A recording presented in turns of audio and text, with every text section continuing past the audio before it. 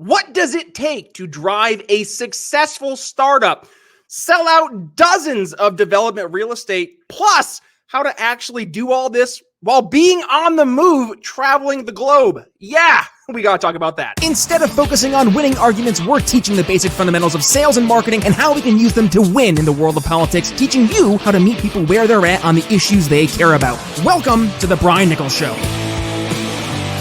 Well, hey there, folks. Brian Nichols here on the Brian Nichols Show, and thank you for joining us on, of course, another fun-filled episode. I am, as always, your humble host, joining you live from our Cardio Miracle Studios here in lovely Eastern Indiana. The Brian Nichols Show is powered by AMP America. Very excited to be part of the AMP America team.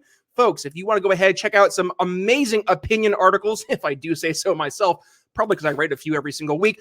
Plus, all the latest happenings in the news today without the extra fluff and stuff that just fills the articles with gobbledygook. Go to ampamerica.com. Check out all the information you need to know. Plus, check out, yes, today's episode. Plus, we have another awesome show from Nick Freitas over there to Landmark Shows. And also, we have a brand new mini-series that just came out, The Extremist Files. I just did Twitter Spaces with executive producer Matt Edwards, Seamus Coughlin from Freedom Tunes. He was the brains behind the scenes there. So go ahead and check that out. Awesome stuff over at AMP America. Also, very excited to be powered by Cardio Miracle. Yes, Cardio Miracle. I've been using Cardio Miracle now for, I think, like 7 months or so. And folks, if you've been listening to the show for a while, you know I'm a fan. And if you're joining us here for the first time, well, guess what? The Cardio Miracle difference, folks, is 1,000% real. So what is Cardio Miracle? Cardio Miracle is a phenomenal supplement. It's the first only really way I can describe it. It's a phenomenal supplement in terms of helping improve your overall heart health. So for me, what did that look like? Lower blood pressure, better night's sleep, better pump at the gym, all those things. But the secret ingredient, nitric oxide, which, by the way, won the Nobel Prize back in the 90s for its use in terms of helping improve heart health. So yes, you guys got to go ahead and check out the Cardio Miracle difference for yourselves. I can tell you, but I want to show you. So first of all, use code TBNS at checkout. It's going to give you 15% off your order. And if you are trying to find the website, you can't find it, don't worry. Just head down below here in the show notes, or if you're on the YouTubes or Rumble, go down to the video description link right there as well. But again, use that code TBNS, 15% off your order. And folks, I guarantee, no, I guess I'm not guaranteeing. It's Cardio Miracle. It's technically guaranteeing because you have a 100% money back guarantee. So you have nothing to lose except for what? Those heart issues, the high blood pressure, the restless nights at sleeps, or maybe the baby benches that you're getting at the gym. I don't know, all that stuff and more. Cardio Miracle will be, in fact, the answer to your prayers. So link, again, in the show notes. Go and experience the Cardio Miracle difference for yourself. Join the tens of thousands of other folks like yours truly who are seeing the difference, and I guarantee your heart will thank you. All right, we paid some bills, and now we're going to go ahead and say, hey, if you're a business owner out there and you're maybe needing some help paying the bills, well, what's the best means to do so when trying to get new business? Is it going out, knocking on doors? Well, if you're in the world of politics, maybe. But again, small business owners or just folks in the world of sales, what is the best plan of attack? Well, if you've been listening to the Brian Nichols Show, you know I'm a big fan of Outbound in the world of business. But Outbound isn't just doing phone calls. It's also sending emails that actually resonate to your target buyer, who is your ICP. All these things you have to figure out, but to actually send a quality email, there's a lot that goes into it. And to discuss all that and more, joining us today from the email outreach company, Adam Rosen. Welcome to the Brian Nichols Show. How are you? Brian, great to be here. Thanks for having me on. I'm really excited for it. Great to have you on, Adam. And I'm really looking forward to talking all things email outbound campaigns. Now, I'm obviously very interested in this because of my day job. I'm in the world of outbound sales. I lead a sales team in the Greater Contact Center as a software space. So I see this. I think this is a fantastic value that you're bringing to the market. But before we go ahead and put the cart before the horse here, do me a favor. Introduce yourself to the Brian Nichols Show audience, and also EOC, not AOC, EOC, Email Outreach Company. What is the Email Outreach Company, and what was the genesis to you starting off this new entity? Yeah, so I started my first company right out of college. So I did a one-year MBA program where I was running the Entrepreneur Center at my school. I ended up starting my first company about 3 weeks before I graduated from college. And that was a tech startup, which I had for about 5 years. I sold that company back in 2019, and we did a million things wrong with that startup. But the one thing we always did exceptionally well was we were always able to get new customers. And we got a lot of big brands as customers. Think Bank of America, Amazon, Apple, Goldman Sachs. And we didn't get them from having a big marketing budget. We didn't get them from having great connections in the space. We got them from being scrappy. And the way we got scrappy to get them was through cold email outreach. So when I sold that company in 19, I started through a lot of work with startups. And as you can probably relate to, Brian, and your audience in general can relate to, is we all know how important top of the funnel is really for any company. But especially when we're a brand that isn't Bank of America or Amazon or Apple that just has the leads coming to them. So anyway, I was working with one of the startups that I've been advising, and he was like, "Hey man, we're struggling to get meetings on the books. Can you help?" I saw that they had a gap with their emailing. I called up my co-founder from that previous startup, and we're 2.5 years in of starting email outreach company where we help our customers get more sales meetings, and we do it through cold email primarily. Love it. All right. There's a lot to unpack there, Adam. And the first question I'm going to ask is probably not a fair question, but like, how does it work? Right. And I'm going to give some context to this question because for most folks who are in the audience listening, they see the number of emails they get daily. Right. And what, 70, 80, 90% of them are spam. They go right to the spam folder. So when you're talking outbound outreach emails, in this case, what are the keys to a successful email? How can we make this work so all the value that you're trying to convey to a potential customer, a prospect, is in fact actually presented to them and not to that proverbial spam filter? Yeah, that's number one, really, is if you know, one of my favorite quotes is you can't hit what you can't see. So number one, you got to land in the inbox. If you go into spam, you stand almost no chance of getting a meeting booked, getting something positive to happen. So that's number one. And the reality is in the email world, I read a stat where it says we get on average about 120 emails a day, and we ignore about 110 of them. So it's very difficult now more than ever to have cold email work, but it still can work and should work if you do everything effectively. Now, the reality is in the cold email world, it has changed dramatically. Like I talk a lot about the old days of cold emailing. And when I refer to the old days, I'm not talking about 10 years ago. I'm talking about last June 2023 as the old days. Like in September, there was a seismic shift that really started to take place in the cold email world. Part of it was AI, but a big part of it was the Google domains Squarespace acquisition that started to really shake things up.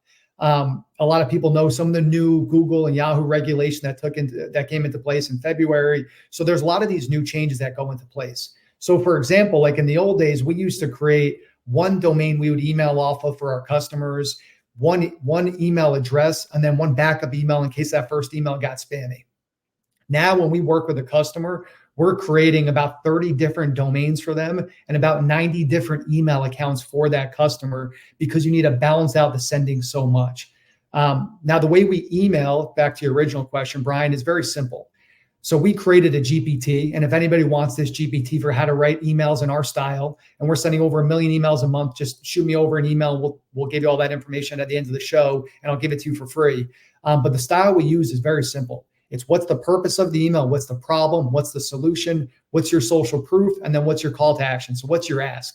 That's the style we use, and that's a style that we've been building upon since we started doing emailing over the last few years, but really over the last decade since we started cold emailing, even for my previous company.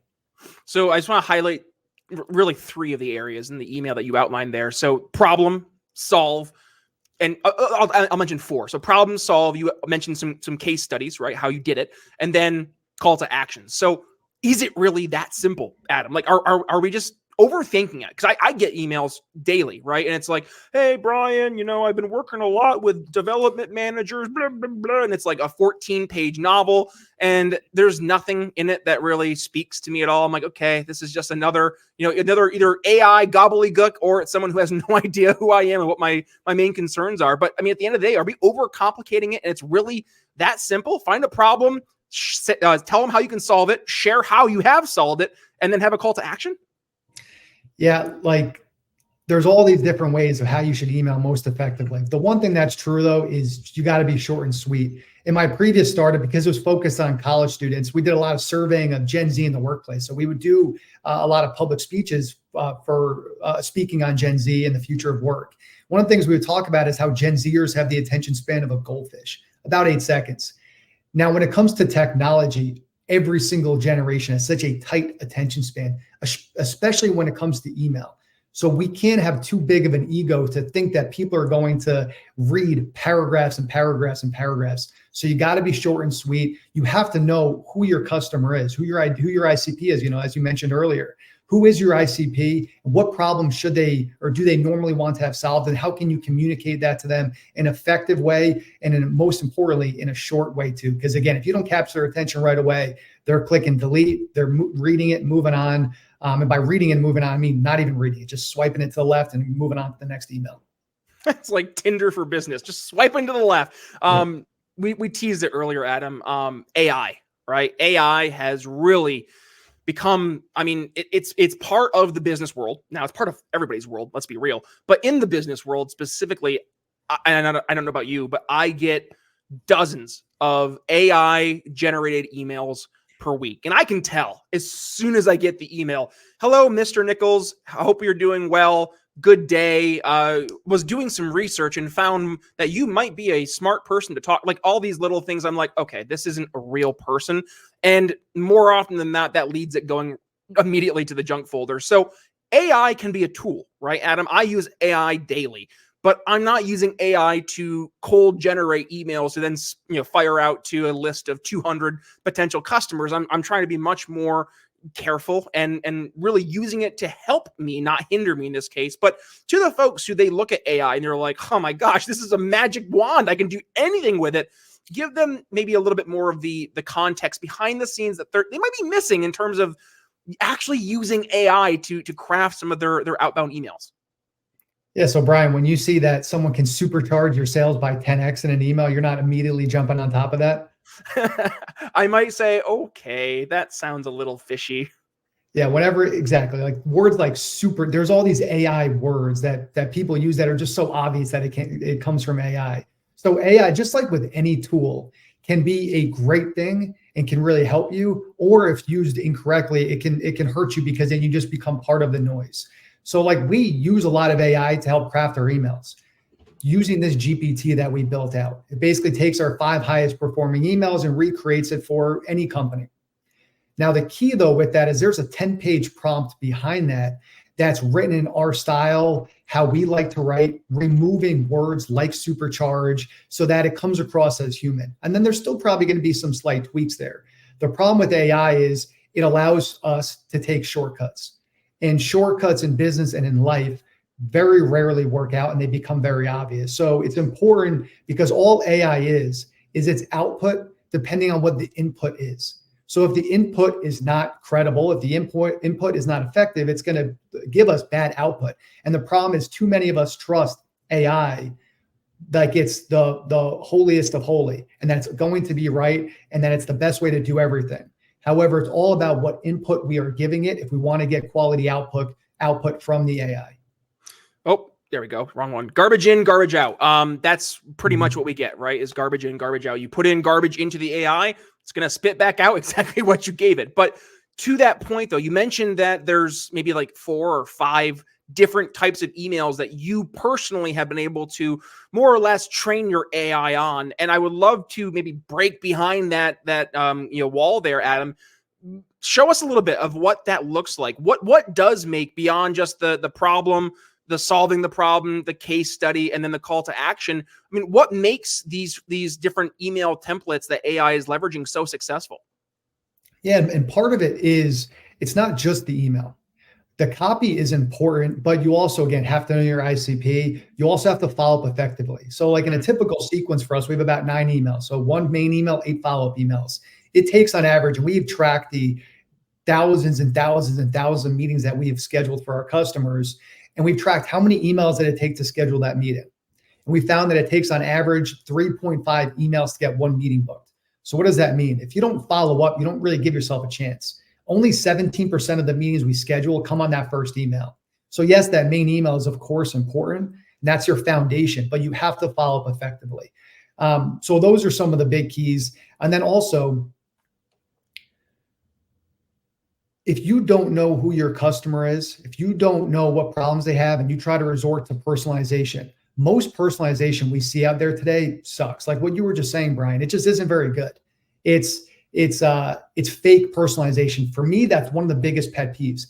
I would rather you show me that you care about me and value me as a prospect by saying, hey, you have this title and this type of company, you might be facing this problem, versus like, hey, I see that you live in Hawaii, or I see that you went to this school, or I see that you have a dog. It's like, I don't care about that. That has nothing to do with what I'm trying to accomplish in business. I'd rather you get straight to the point and prove to me that you value my time by showing you understand who I am, knowing my role and knowing my type of company, with hopefully a solution that you have to one of my problems. So Adam, I teach my sales team the very important distinction between personalization and relevancy. I would love to get your context in terms of when you're sending out your cold emails, what's the difference between personalization and relevancy in your world? Well, we've done a lot of tests when it comes to personalization. We've used AI tools because our job, we have to be kind of guinea pigs on our own stuff. We're always testing out those new trends. And we've seen there really hasn't been an uptick at all in adding some personalization. So the difference I see in personalization versus relevancy is personalization is like something around, hey, this is the school you went to. That's personalized to me. I know that's probably different because I went to this school. Versus relevancy, that's something that's actually relevant to me in my day-to-day. So maybe you saw something in the news about email outreach company, or maybe you actually did a deep dive into one of my LinkedIn posts or one of the podcasts I was on, or into my company, and you have something that's actually relevant to something that I'm talking about, something that you see. I would if I know someone took the time to actually send me an email that's relevant to me, and though it's a little bit tougher to do at scale, it's tougher to send that to hundreds or thousands of people. But if you can be relevant in someone's inbox, I think that's far more effective than just throwing out some bogus personalization line in an email that you know is made up through AI. When you said the person has a dog, or you went to this school, like, I'm not even kidding, Adam. I got one of those emails today, like, hey, Brian, was over on LinkedIn. Great to see you went to blank blank college. Yeah. Okay. that doesn't mean anything to me. That shows me that you went to my LinkedIn page, or you had AI go to my LinkedIn page and you just plucked information. But to your point, relevancy is so crucial, because I don't care if you show me that you know who I am. I care that you know my problems, right? And this goes to, I think it's Brandon Bornanson. He talks about the radio station that everybody's tuned into, right? WIIFM. What's in it for me?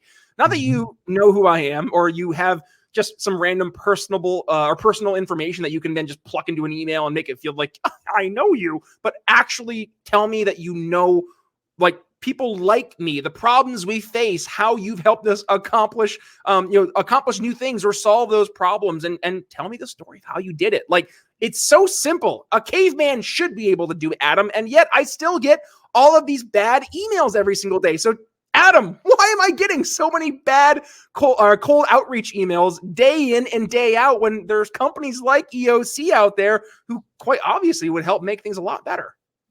Well, it's easier than ever. That's the number one thing. Like, there's a great tool that we use called Instantly and Apollo, very similar type of cold outreach tools. Those tools are great, but they made things almost too easy. So anybody can go on there and try to create an email, try to get an email list and just press send. So it's easier than ever for people to get in the game, but it's harder than ever for people to get results from the game. So for example, going back to the old days, back in June 2023, we used to have one really good piece of copy that we could send at scale for our customers. And assuming the email hit, we could just keep going with that same email. We didn't need to change it. Now, again, because these spam tech filters are so damn good, you have to find new ways to get into the inbox. One of the things that we do, part of our GPT that we built, is it creates something called spin tags. And for anyone who's not familiar with spin tags, essentially what it does is it rewrites our same email in 1,000 different variations. So for example, it'll say, hi, Brian, or hello, Brian. And then throughout the email, there'll be these slight nuanced changes throughout, with the whole goal of landing into the inbox versus going into and going into the spam filter. So there's all these little things that you have to do if you want to get results from cold email. But because of great tools like an Instantly, it's made it easier for people to get involved. Because of AI, it's made it easier for people to write crappy emails. But again, if you don't do everything by the book, if you don't do it A to Z, you really don't stand a chance in today's landscape. Quality versus quantity. Talk to me about what that looks like, and how would you recommend small business owners to bridge that fine line? Well, number one, I don't be worried about going broad either. Like sometimes you have to go broad and go general and get the results back to find out, hey, should I go in this direction or that direction? Especially for new companies. Like one of the biggest benefits of cold outreach is market development. For my previous tech start, one of the things we did exceptionally well was we were always ahead of the trends in my space. And the reason why is because we were just constantly emailing and talking to our potential buyers. And we would hear, hey, you should go to this department, or you should reach out to these companies, or you should speak to this person within my company, because we were constantly getting that feedback from our market. So don't be worried about, like, if you don't know who your ideal customer is yet, cold email is a great way to help narrow that down for you. Now, the more narrow you get, the better. So like even for me, if I'm reaching out to get onto podcasts like yours, Brian, like I'll have a very small list of podcasts that I want to get on. I'll do outreach to them in a specific way, and it gets great response. But when I'm trying to get customers for email outreach company, I have an idea of who my ICP is, and that's who I'm going to be reaching out to. But my ICP might be filled with 20, 30,000 companies. So I might be reaching out to thousands of people, a week or even a day sometimes to try to get there. So don't be worried about going broad. But the more crisp you are in your ICP, the easier it is to get very targeted, both in your outreach, but also in your messaging. What are some common mistakes that you see from, and let's focus on the entrepreneur, the small, medium business owner. When we're talking about outbound, and I think I teased this to you beforehand, like you and I are same church, different pew, right? You're more in the email outreach. I do a lot more of the kind of just true outbound process with my SDRs. And I see whenever I have a new SDR, or heck, I'm training some of the new sales guys and they come on with outbound, I'll see the bad habits. I see it firsthand. But it correlates beyond just emails. It goes into scripting and tonality and stuff on the phone. But let's kind of go towards those entrepreneurs, those small business owners. Like, what are some of the main mistakes you see time and again as they're starting out trying to implement some type of outbound outreach campaign? Adam, you're in this world more than I. What are you seeing as those common mistakes? Now, number one is foundation. If the foundation isn't built well, you don't stand a chance. So are you setting up your domains properly? Setting up things like DMARC, DKM, SPF? Are you setting up the back end of your domain registration properly? 80% of domains are not set up properly. So if you don't do that, it's like not having a registration sticker on your car. That's number one. We created a new service, more of a DIY, where we help set up their sending infrastructure, because most people don't do that effectively, which includes creating multiple domains and creating multiple inboxes that you need to do balance sending from. Then what tools are you going to use? How are you getting high quality lists? How are you scrubbing those lists? How are you warming up those inboxes? Are you ramping up the inboxes properly? So that's number one, is are you building out the foundation right? Number two is definitely around copy. Still, especially for entrepreneurs, it's really tough for us to get away from that sometimes. We just want to share everything. One of the things I talk about a lot with sales, but it really goes into everything business related, is details create confusion, and a confused buyer is never a buyer. And oftentimes in emails, we give up so much information where we just confuse the heck out of everybody. And then if they're confused, they're just going to say, look, I'm going to move on, or I'll think about this later. And then later never comes. Number three is the gut check. Cold email is still looked at in a very negative sense. For whatever reason, cold email is looked at as, bad to a lot of people. It's got it has a bad we'll say bad reputation. Bad rap, exactly. So it's bad reputation. Any marketing meme, like in one of my real estate developments, I did a lot of Facebook ads, and it was in the heart of COVID. I remember one guy was like, hey, I hope you get COVID and die. And then we ended up going back and forth on Facebook. And by the end of the conversation, he was like, hey, man, I'm sorry. I was just having a bad day. And, I'd like to get a beer with you at some point. So for whatever reason, with email, like we have this feeling where we just don't want to do it because we think it's ugly or not the right thing to do.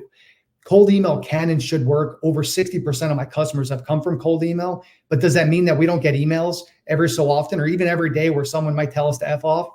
Yeah, that's okay. As long as you're doing everything right and by the book, you can't control how the other person feels. Did their husband or wife just get mad at them? Are their kids sick? Did they just get, did something just happen at work?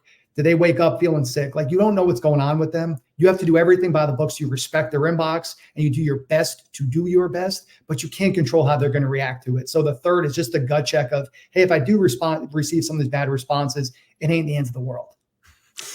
Ain't that the truth? I think some of the best sales skills you can get, not even really a skill, it's just tough skin, because we're going to hear the word no more than pretty much any new parent out there. And I say that as a new parent. So just know, folks, that when you go into the world of sales, you go into the world of entrepreneurship, and you're trying to, yes, build a new base of business, you're going to get told no. And don't let that be something that actually deters you from continuing the outreach. As a matter of fact, you need to get those no's out of the way in order to go after a yes. Now, I'm not sure your perspective here on this, Adam, but I've never liked you need to get your 9 no's before you get a yes. Like, I would much rather prefer to get maybe like 2 or 3 no's and like 6 or 7 yeses. I would like that, right? But I think it is important. I see this a lot with SDRs, like cold calling reluctance. They don't want to pick up the phone, especially Gen Z. They don't want to have like phone call conversations. And there's always a reason why not to do something, right? And I think this is my final thoughts, Adam. I'll turn it over to you and I wrap up here. But like that is one of the main things I hear from business owners, entrepreneurs, new SDRs, new sales folks is like, I'm afraid of the no. I'm afraid of all the stuff that goes into it and the rejection that will most definitely also come from it as well. And you just got to keep persevering. Like, we've been doing this show since when did we start the show? 2018. Yeah. So we're like 6-7 years now going into the Brian Nichols Show. And the fact that I started out in episode 1 getting around like, 20 downloads or so to where we are today, getting tens of thousands of downloads. Like, I look at where I am now and I look at where I started. And if I had just taken that immediate response I got from my audience of 20 downloads on podcast 1 and say, that's what I'm going to get for the rest of my career, I would have been very disappointed, very sad. And I wouldn't be having this awesome conversation with you today, Adam. But to that point, I put my head down. I kept on keeping on. I did cold emails to reach out to folks to have them on my show. I cold outreach to go on other people's shows. And with that, we ended up growing the audience, leaps and bounds. And I'm still kind of shook at looking at the numbers this year and seeing, we're up 236% from where we were last year. That's insane to me. But like, I don't think I would have believed me saying that right now last year. I would have been like, maybe 20% higher, 236%. What? And that right there speaks to why you got to keep on keeping on. And the perseverance, again, that is something that's so just forgotten, not talked about. Like, I used to weigh 385 pounds. I lost 180 pounds. That sucked. It took 2 years of just like diet, exercise, early mornings, late nights. Like, did I like doing all the weight loss? No, it sucked.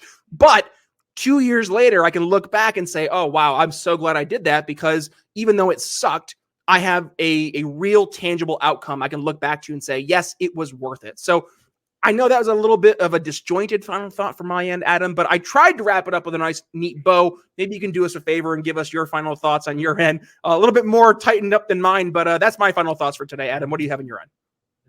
I love that, because one of my favorite quotes of all time, I used to have it written on my office board back when I was living in Boston during my first tech startup, is from George Washington. And it's perseverance and spirit have done wonders in all ages. That has never and will never go out of style. I don't care if you're in sales. I don't care if you're starting a business. I don't care if you're in politics. I don't care what you're doing. If you ever want to accomplish anything great, it's going to take perseverance. And usually the more painful something is, the better the reward is. And that's what I try to remind myself all the time. And it doesn't mean you need to be miserable. Like, I feel like Gary Vee has kind of made this a more well-known thought, and it's true. It's spot on, is you really have to enjoy the journey, enjoy the process. Like, I'm sure losing those 100 pounds for you, Brian, they sucked. They were painful. They hurt, but it's probably also the most rewarding times when you saw you lost your first pound, your fifth pound, your 10th pound, your 25th pound, your 50th pound, your 75th pound. Like, you started to make that progress. You started to enjoy it more. The problem that I think we all face at this point, because of technology, because of things like AI, is we expect things yesterday. Things take time. My first startup, yes, I sold the company. It was not an exit. I did move out to Hawaii after that, but it was not as a retired 27-year-old, sipping mimosas on the beach at 2 p.m. every day. That was not the case. It was a painful exit where if I knew the exit was going to be that when I started, I probably never would have started it. But good things take time. And if you ever want to accomplish anything in life, just know that perseverance and spirit have done wonders in all ages.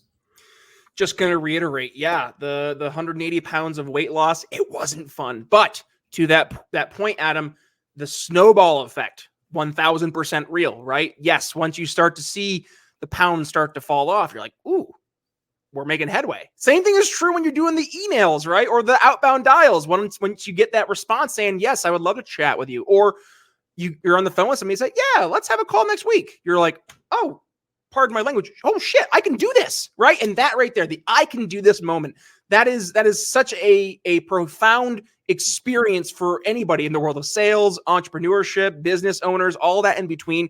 Because when you have that aha moment, right? We talk about this in sales. Once you see it, you can't unsee it. Once you see that light bulb magically turn on, it's not going to turn off. So yes, go out and persevere. Keep on keeping on. And I used to teach I had this one sales guy that used to work for me. And I still, he's my little brother, love him to death. We used to talk a lot about control what you can control, right? And there are so many factors that are out there. You mentioned a few of them, Adam, like Google changing a lot of their rules for outbound. You have the advent of AI. There's a lot of stuff that's beyond our control. But what can we do? What can we control to differentiate from everybody else who's just going through the motions, just doing the easy thing? And I want to end with this, Adam. You mentioned the easy thing. It's so easy for people right now to do what this requires. So actually sit down and start building a list, sending emails to that list. But it is hard to be good at it, right? And that is the difference, is that AI has, yes, democratized this option now to do mass emails and to have it feel semi-personalized. But just as with everything else, right? Go back to the phone. When we started doing smile and dial phone calls back in the 90s, that quickly went away. Why? Because everybody started doing it. And once everybody starts doing it, they do it the exact same way. It becomes white noise. So you stand out by being different. You stand out by differentiating and actually bringing value to the table. So Adam, this has been a fantastic conversation. I could keep going with you. I think we're going to have a part 2, part 3, part 7, part 10 here on the show, because I think you and I could talk shop for a while, but we are hard pressed for time. I see we're already at the 30-minute mark. So how about this?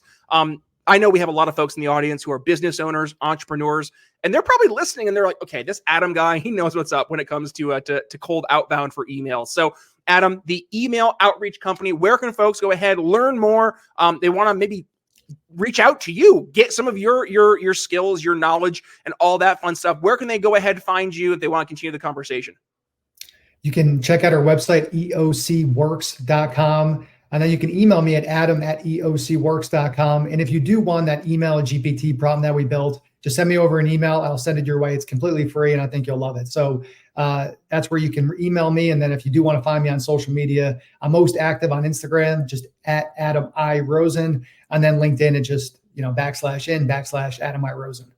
Awesome stuff, folks. I love these types of conversations. I know if you're a longtime member of the audience, you know, whenever I have somebody in the world of sales, marketing, all that kind of stuff, I just have a blast. So I hope you had as much fun as I did today. And if you did, please go ahead and let us know. Head down below in the show notes. If you're joining us on the video version of the show, we're on YouTube, we're on Rumble, wherever it may be. Just let us know your thoughts. Are you a business owner? I want to hear what's been your experience using cold email. And hey, if you're also a business owner or you're somebody in a manager role, director role, and you've gotten cold email, what are some of the things that are instant turnoffs for you? We want to hear about that. Continue the conversation down below in the show notes if you are, in fact, joining us on the video versions of the show. Also, do me a favor, hit that subscribe button, hit that little notification bell so you don't miss a single time we have a brand new episode that airs. And by the way, yes, I mentioned the video version of the show. We are, in fact, a podcast as well. So the Brian Nichols Show, you can find it on your favorite podcast apps,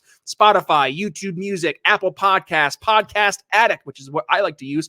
Anywhere you find your podcast, just do me a favor, hit download all unplayed episodes after you've hit subscribe. Here's the reason. We have 820 episodes here of the Brian Nichols Show, which means, folks, over 6 years of the show, we've had quite literally tens of thousands of minutes, of hours of conversations that will leave you, I promise, educated, enlightened, and informed with some amazing folks like Adam. We've had Philip Stutz from the Undefeated Marketing System. We've had Victor Antonio talking about finding the why behind why people buy.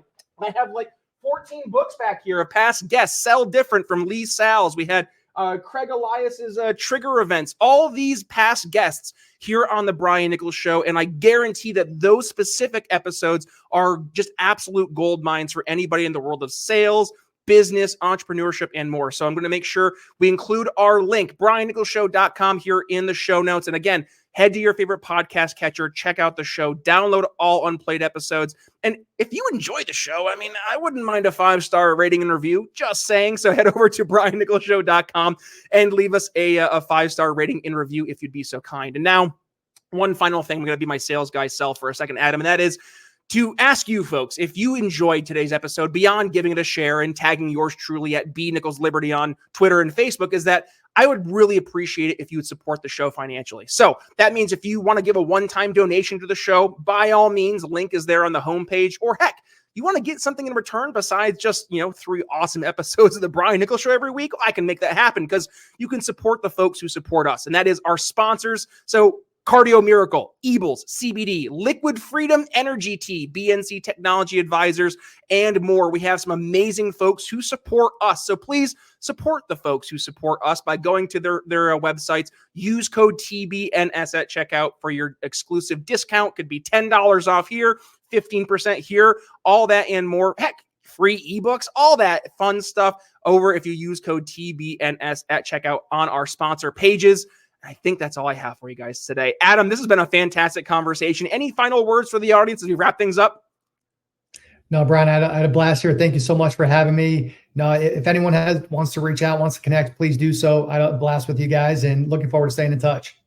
Oh, absolutely. I teased that this is a beginning of a very long series, I feel, Adam, of us digging into the world of outbound emails, phone calls. I think we could even dig more into just business practices, but that's going to be a separate conversation for a different day. With that being said, Brian Nichols signing off here on the Brian Nichols Show for Adam Rosen from the Email Outreach Company. We'll see you next time. Thanks for listening to the Brian Nichols Show. Find more episodes at briannicholsshow.com.